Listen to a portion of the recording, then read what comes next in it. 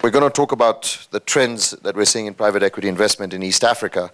And perhaps I can ask Tony first, which hotspots you're seeing in the region in terms of the geographies. I think there's been mixed experiences and mixed performances from one country to the next. Our focus is on 4 of the 5 East African countries. Kenya, obviously, largest GDP, deepest market across the level. Labor force is a very important consideration for us. Is where we have had most of our investments and where we have seen most of the more interesting opportunities happening.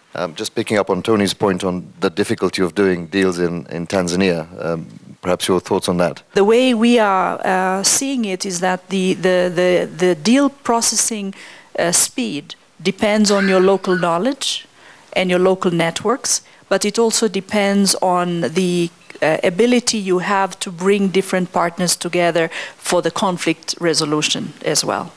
How do you view the risk of insecurity, corruption, and all these regulatory issues in very diverse countries?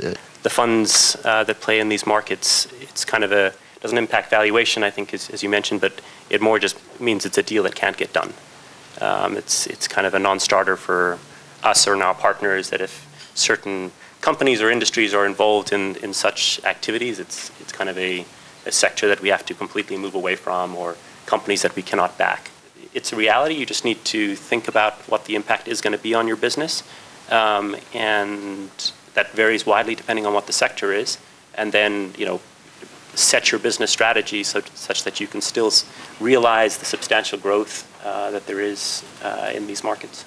What kind of trends are you seeing, both in terms of the J-curve and then on exits and so on? And what we've seen is about, in the private equity sector, 21 exits over the last 7 years to 2014. Half of them were actually in the last 4 years. And predominantly, you could say that the multiples were averaged about 2.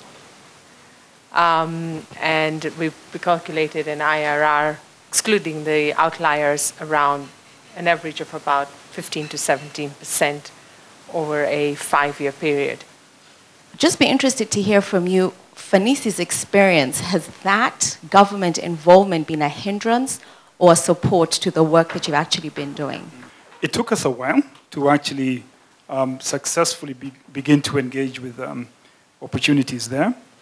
We found entrepreneurs. These were private sector entrepreneurs who had established themselves to some extent.